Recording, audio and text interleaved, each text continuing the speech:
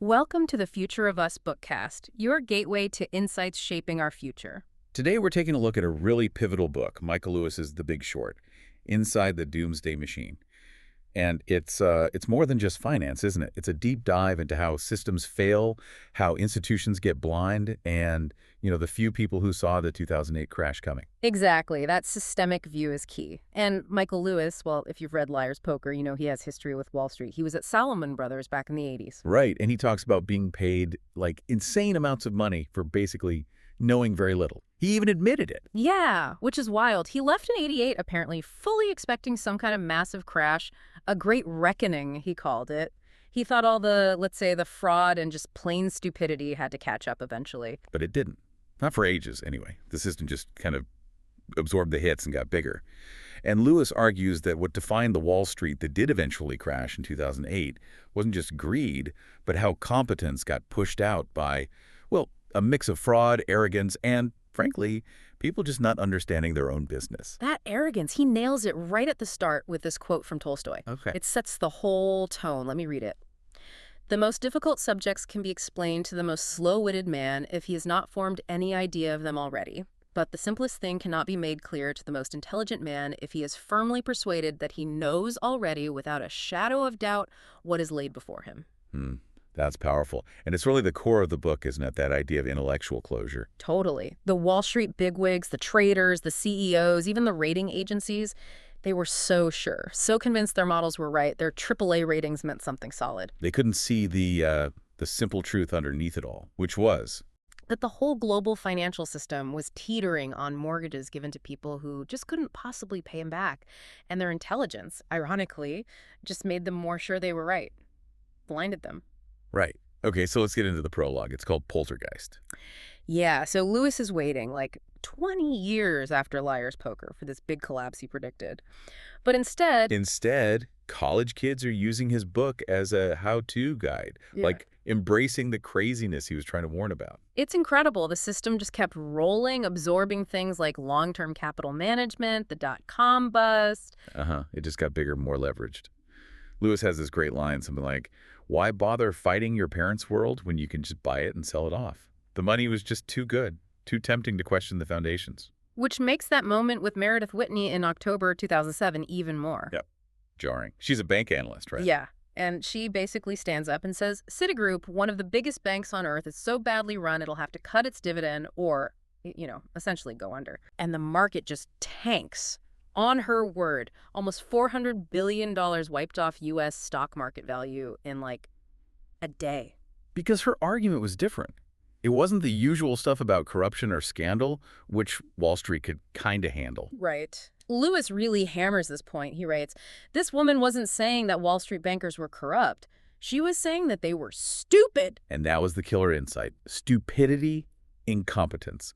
The idea that these super smart, highly paid people literally didn't understand this stuff on their own books. That they were holding, as she put it, crappy assets with borrowed money and just didn't know how to manage the risk. That's the shift, from scandal being the problem to just fundamental incompetence being the fatal flaw. And as this fear finally starts to creep in, Lewis points out something important. Afterwards, everyone said they saw it coming. Oh yeah, hindsight's 20/20. But very few actually had the guts, the conviction, to bet against the system before it cracked, when everyone else was making bank and telling you were crazy. That takes a certain kind of person. Exactly. These are the main characters that Prophets Lewis focuses on. People like John Paulson, Steve Eisman, the Cornwall Capital guys, and maybe the most fascinating one to start with, Michael Burry. Okay, chapter 1, a secret origin story. And Michael Burry is definitely an outsider. Lewis really paints a picture of how his personality made him uniquely able to see this. Oh, absolutely. He's a former medical resident, right? Neurology. Quit medicine to run a small hedge fund, Cyan Capital, out in California, far from Wall Street. And he has Asperger's, which Lewis suggests gave him this intense focus, this ability to just dive into data and ignore the social noise, the consensus. Yeah, he preferred logic, numbers, human interaction, groupthink, not his thing. Lewis mentions he even used his glass eye sometimes as a sort of explanation for why he felt separate, why he cared so much about fairness and logic. It makes sense. His whole worldview seemed to be that logic should win out.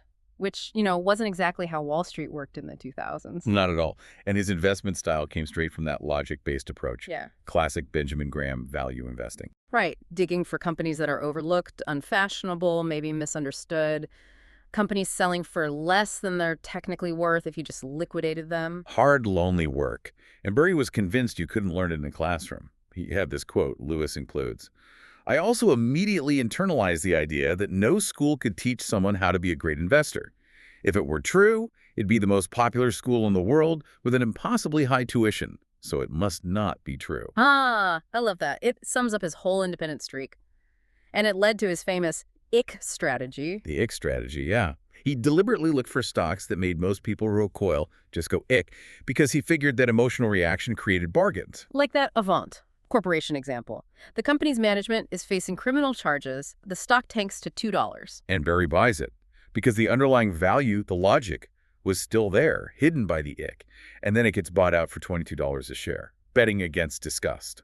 Incredible. So how does this apply to the housing market crash? Well, around 2005, Burry turns this same analytical contrarian lens onto subprime mortgages, and he sees something deeply disturbing. Which was? This huge shift towards floating rate loans.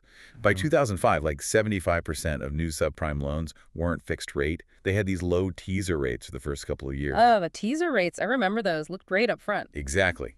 But then boom, they reset. Payments could double, sometimes more. And Burry realized, looking at when these loans were issued, that 2007 and 2008 were going to be a bloodbath. A massive wave of defaults was just baked into the timeline. So his big idea was short the whole market, bet against it. Precisely. Using a specific tool called a credit default swap, a CDS. Okay, CDS, this is where it gets technical, but it's crucial, right? We need to break this down for you, the listener. Yeah, let's simplify it. You can't easily short a bond like you short a stock. Yeah. So think of a CDS as just insurance. Insurance. You buy the CDS, you pay a fee every year, like an insurance premium. If the bond you're insuring defaults, if it goes bad, the seller of the CDS pays you the full face value of that bond. Got it. So Burry wanted to buy insurance on the absolute worst parts of these subprime mortgage bundles, the bits most likely to fail. Exactly. The lowest rated, riskiest tranches. The problem was, nobody was really selling that insurance.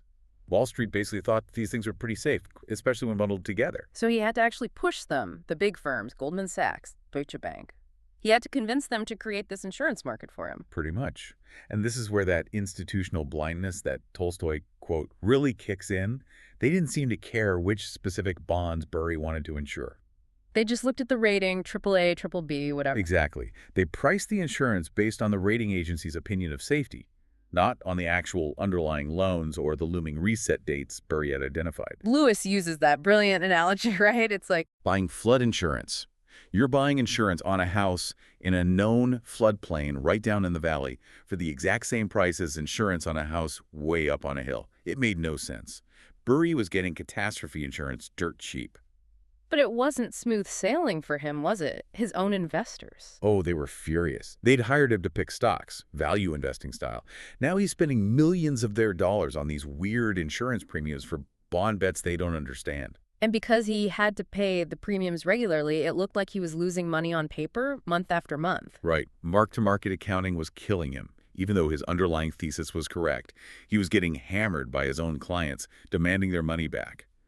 Lewis includes this quote from a letter Burry wrote. The definition of an intelligent manager in the hedge fund world is someone who has the right idea and sees his investors abandon him just before the idea pays off. Ouch. Yeah, it shows the immense pressure he was under. Being right wasn't enough. He had to survive the backlash. He even had to do something almost unheard of, side pocket the trades. Basically, lock up his investors' money so they couldn't force him to sell the insurance policies prematurely. Wow. The stress must have been incredible. He felt like he was building these amazing sandcastles. Right, but as he put it, nothing stops the tide from coming and coming and coming. He knew the crash was coming, but the system was punishing him for seeing it first.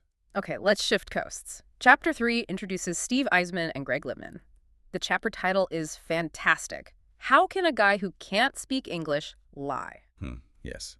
And Lewis starts by highlighting a really key difference.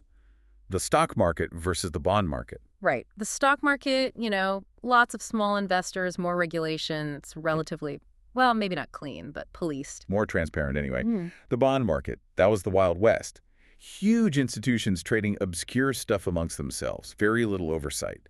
Complexity and fear were weapons used to make massive profits. And Steve Eisman kind of embodies the journey into that world, starting from a place of surprising optimism. Yeah, initially he actually bought into the idea of subprime lending. He thought it was maybe a good thing, helping people with poor credit get out from under high-interest credit card debt. But that changed dramatically thanks to his analyst, Vinny Daniel. Vinny. Yeah, Vinny spent like 6 months just digging into the numbers of the companies actually making these subprime loans, and what he found was, well, it wasn't pretty. Goofy accounting. That's the term Lewis uses. Basically, these companies weren't making real profits. They were creating the illusion of profit by constantly issuing more loans. They needed new debt to pay off the old debt. Which is A classic Ponzi scheme structure. The whole thing relied on constant expansion. and Eisman's reaction when he realized this. Apparently pure fury. Lewis recounts him yelling at the subprime company executives who called to complain about his negative report. It's your fucking data. He flipped instantly from believer to this moral crusader against the whole industry. That intensity seems key to his character. Which brings us to Greg Lippmann. Right, Lippmann, a trader at Deutsche Bank. Yeah. And he's also betting against the subprime market, actively pitching the short trade to people like Eisman. Using data crunched by his quant team, led by a guy named Eugene Shu. And this is where that Chester title comes from. Lippmann apparently referred to Hugh as Lippmann's Chinese quant in his pitches. And the line was, How could a guy who can't speak English lie? wow, just wow. It's pure cynicism as a sales tactic, right? Use the otherness, the perceived mathematical objectivity of the quant, to make the trade seem like undeniable, unvarnished truth. Lippmann was basically selling the idea of objectivity. And Eisman bought it. He loved the trade, but something bothered him. Yeah.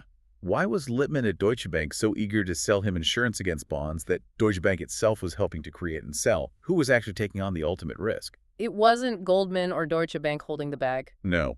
It turned out to be AIG, specifically a division called AIG Financial Products, or AIGFP. The insurance giant. Exactly. AIGFP had this coveted AAA rating. And because of that rating, regulations basically let them sell these credit default swaps, this insurance, without putting much money aside as collateral. They became, as Lewis puts it, the swallower of exotic risks. They were selling insurance super cheap because they fundamentally believed a nationwide housing crash was impossible. Pretty much. The numbers Lewis cites are crazy. They were selling insurance on the highest rated slices of subprime bonds for just 0.12% a year, 12 basis points. It was practically free money for Wall Street firms who could just pass billions in risk onto AIG's books. Okay, so AIG is the ultimate bag holder. But there's another layer here, the thing that really blew the lid off the whole system. The synthetic CDO. Ah, yes, the engine of doom itself. Yeah. This is maybe the most crucial and mind-bending concept in the whole book. We need to unpack this carefully for you. We know a CDS is insurance on a bond, right? All right, now imagine you take a bet that a bond will fail. It's essentially what buying a CDS is. A synthetic CDO takes those bets and uses them as the raw material to create new securities. So they're not using actually mortgages anymore. They're using the insurance contracts on the mortgages. Precisely. They're building financial products out of other financial products, totally disconnected from the original loans. It's like building bonds out of thin air, based purely on speculation about other bonds failing. And the implication of that is terrifying. It meant there was no limit. Wall Street ran out of actual crappy mortgages to package up. No problem. Just start packaging bets on the crappy mortgages. You could replicate the risk over and over and over again. Goldman Sachs could just stand in the middle, take Burry's bet against subprime, sell it to AIG as insurance, and then use that transaction to create another bond, taking a cut each time. Exactly. Risk-free profit for them, just by facilitating the creation of more and more imaginary risk. Lewis captures Eisman's dawning horror at this. What? They weren't satisfied getting lots of unqualified borrowers to borrow money to buy a house they couldn't afford. They were creating them out of whole cloth, 100 times over. That's when I realized they needed us to keep the machine running. I was like, this is allowed. That moment of realizing the fraud wasn't a bug, it was a feature. It was necessary to keep the whole machine going. Utterly insane. Which leads us nicely to the guys who actively hunted for this kind of insanity. Cornwall Capital. Chapter 7, The Great Treasure Hunt. Yeah, these guys are different again. Charlie Ledley, Jamie Mai, Ben Hockett, Young, working out of a garage. Right, the garage band hedge fund. They weren't insiders at all. Their whole thing was just looking for weird wrinkles, inefficiencies, mispricings anywhere in the global market. They loved asymmetrical bets. Meaning? Bets where the potential downside is tiny, but the potential upside is massive. Betting on really improbable stuff that the market thinks is so improbable, it basically gives you lottery ticket odds. They believed the standard financial models, like black skulls for options pricing, just didn't account for these extreme catastrophic events, the fat tails. Exactly. The models assumed things followed a nice, neat bell curve. Cornwall looked for opportunities way out in the improbable tails of the curve where the models broke down. So they looked for bets where maybe the real odds were, say, 10 to 1 against, but the market priced it like it was 100 to 1 against. Precisely. They put it perfectly themselves. We were looking to get ourselves into a position where small changes in states of the world created huge changes in values. Small trigger, massive payoff. And somehow they stumble onto Greg Lippman's pitch to short subprime, even though they knew nothing about the bond market. Yeah, total outsiders. Lewis describes them struggling with the jargon, the complexity. They even got fired as a customer by J.P. Morgan because they were too small and asked too many questions. Huh. But they eventually got the paperwork done, the ISDA agreement, which was like the secret handshake to trade these exotic swaps, and they started betting against slightly higher-rated CDO tranches, the AA stuff. But they were nervous. They needed confirmation. They thought maybe we're missing something. So they decided to go right into the lion's den. The 2007 American Securitization Forum in Las Vegas, the big conference for everyone creating and selling this stuff. And Vegas itself becomes this perfect symbol of the delusion. Lewis describes the Bear Stearns guys taking clients to a shooting range. Shooting Uzis at Saddam Hussein targets. Yeah. While sitting on top of arguably the biggest, most unstable financial bubble in history. The detachment, the hubris, it's unbelievable. And the mood at the conference? What was the defense from the Wall Street guys? Pure denial, basically. Based on flimsy history. Oh, the buyers for these CDOs will always be there. Housing prices have never fallen nationally. They were using a few years of data like it was gospel, like watching the last 5 spins on a roulette wheel and thinking, you know what's next. Meanwhile, Eisman is also in Vegas, and he has this dinner, this absolutely crucial dinner. With Wing Chao, a guy who managed Harding Advisory, a huge CDO management firm, running like $15 billion, mostly in the absolute junkiest BBB-rated slices of these deals. And Chao just lays it bare for him. Pretty much. He explains he gets paid on volume. His incentive is just to package and sell as many CDOs as possible, as quickly as possible. Quality control. Not really his problem. This model took him from a normal salary to making $26 million in a year. Wow. No incentive for caution at all. None. And then comes the killer line. The moment Eisman figures out the whole twisted system, Chao says to him, almost dismissively, I love guys like you who short my market. Without you, I don't have anything to buy. Chilling. So the short sellers weren't just betting against the market, they were fueling it. Exactly. The machine needed their bets, the insurance policies they were buying, as the raw material to create more synthetic CDOs because they'd run out of actual bad loans to use. Eisman realized the shorts were now essential cogs in the Ponzi scheme. It wasn't just stupid, it was self-perpetuating, feeding on the bets against its own collapse. Yeah. Echoing Meredith Whitney's later assessment. The vast assemblages of highly paid people inside them were worth, in her view, nothing. Both the assets and the people. Right. Which brings us to the people inside those assemblages who made the fatal mistakes. Chapter 9. A Death of Interest, focusing on Howie Hubler at Morgan Stanley. Ah, Hubler, the star trader. His desk made something like 20% of Morgan Stanley's profits. Yeah, huge numbers. But he got bored with just trading for clients. He wanted to make the big bucks, using the firm's own money proprietary trading. And he decided to bet big on the subprime market, but on the other side of guys like Burry and Eisman. Exactly. He sold credit default swaps insurance on about $16 billion worth of the supposedly safe AAA-rated CDO tranches. He figured, okay, the really junky stuff might go bad, but the top-rated slices, they'll be fine. He was essentially acting like AIG, providing insurance against the collapse. Lewis has that devastating line about him. He was smart enough to be cynical about his market, but not smart enough to realize how cynical he needed to be. What did Hubler miss? He missed the correlation. This is the absolute key technical point. Wall Street treated mortgage bonds like corporate bonds. If GM goes bankrupt, Ford doesn't automatically go bankrupt too, right? There's diversification. They thought geographic diversification in mortgages worked the same way. A default in Florida doesn't mean a default in California. Exactly. But they ignored the one factor that tied all these loans together, national house prices. When house prices started falling everywhere, suddenly all those supposedly diversified loans started failing together. The correlation, especially in those risky triple B tranches Brewery and Eisman were focused on, went to 100%. So if one failed, they all failed, which meant the protection, the higher-rated tranches were supposed to have just evaporated. Vanished instantly. Yeah. And Hubler's $16 billion bet was built on that faulty assumption of safety. And the fallout was immense. Deutsche Bank, Lippmann's firm, they saw it coming. They tried to warn Morgan Stanley. Yeah, they apparently kept trying to get Hubler's desk to unwind the position, take a smaller loss, maybe $1.2 billion early on. But the Morgan Stanley traders just didn't seem to grasp the risk. They argued over the price as the value plummeted. They didn't understand their own bets. Lewis implies they genuinely didn't grasp how the synthetic CDOs worked, how correlated the underlying risk was.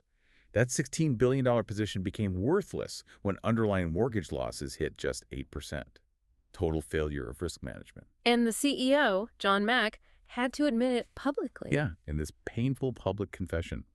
When an analyst basically asked how this could happen, Mack admitted. When these guys stress loss the scenario on putting on this position, they did not envision that we could have this degree of default, right? It is fair to say that our risk management division did not stress those losses as well. They just didn't imagine it could get that bad. The final loss for Hubler's desk was over $9 billion, one of the biggest single trading losses ever. And the irony, as Lewis points out, is biting. He'd laid a massive bet on very nearly the same CDO tranches that Cornwall Capital had bet against, composed of nearly the same subprime bonds that Front Point Partners and Scion Capital had bet against. Morgan Stanley star trader bet the house against the very trades that would save firms like Eisman's. Insane. Okay, chapter 10, 2 Men in a Boat and the epilogue.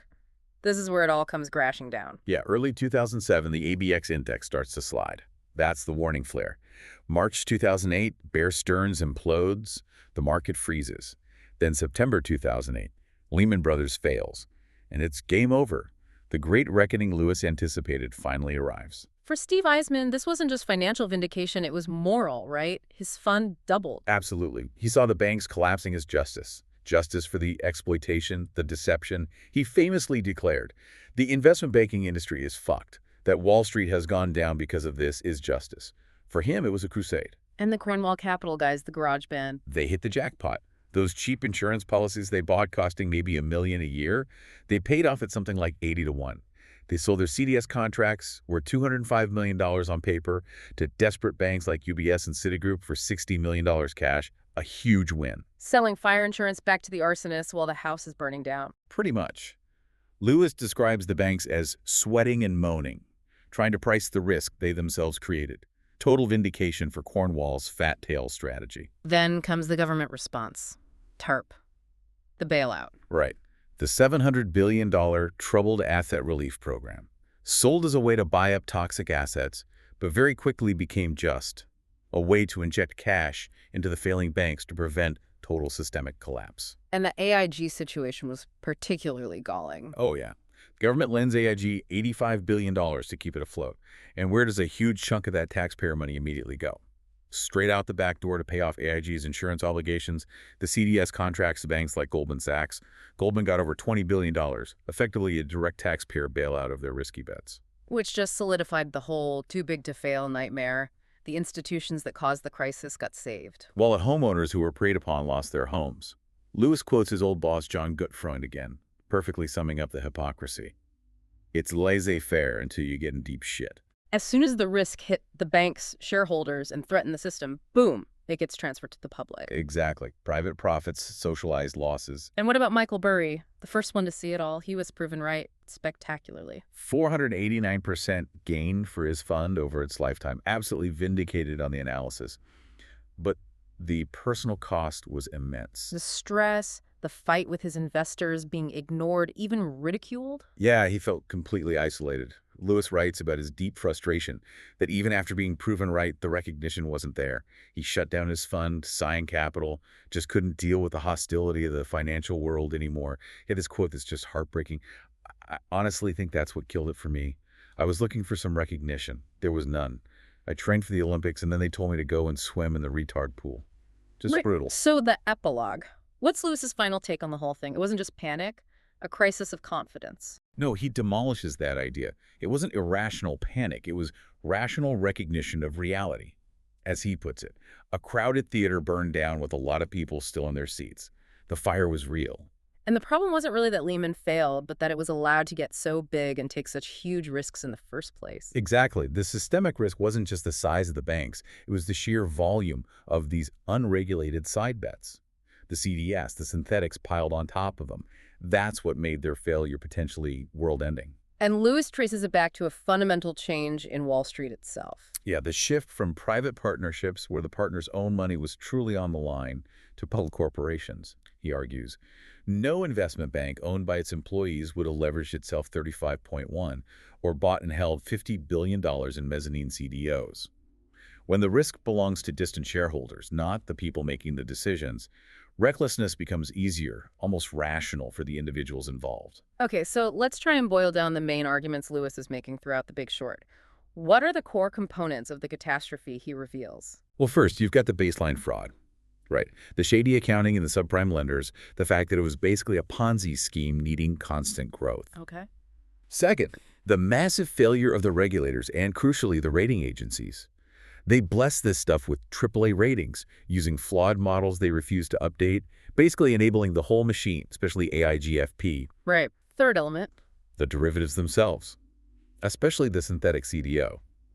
This ability to create risk out of thin air, completely detached from real assets, allowed a containable problem to metastasize globally. And finally, The warped incentives, the structure of Wall Street itself, moving from partnership to public company, prioritizing massive short-term proprietary bets over long-term stability, and knowing ultimately that the taxpayer would likely foot the bill if it all went wrong. So wrapping this up, what are the key things you, our listeners, should take away from this incredible story?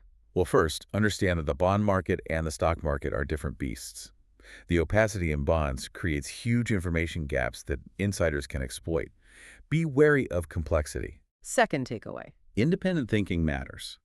When the official authorities, like rating agencies, are compromised or just plain wrong, you need people like Burry or Eisman's team doing the hard analytical work. Don't trust the label, trust the data. Third. These complex financial tools, like synthetic CDOs, aren't just tools. They can fundamentally change the nature of risk, disconnecting it from reality and making collapses far bigger than the original problem. Complexity can hide fragility. And lastly, maybe most importantly, when you have a system where conviction replaces knowledge and the incentives reward dangerous behavior, disaster isn't just a possibility. As Lewis shows us, it becomes pretty much inevitable. Thanks for tuning in to the Future of Us Bookcast. We hope you found inspiration in these ideas. Don't forget to subscribe and share. Together, we're co-creating the world of tomorrow.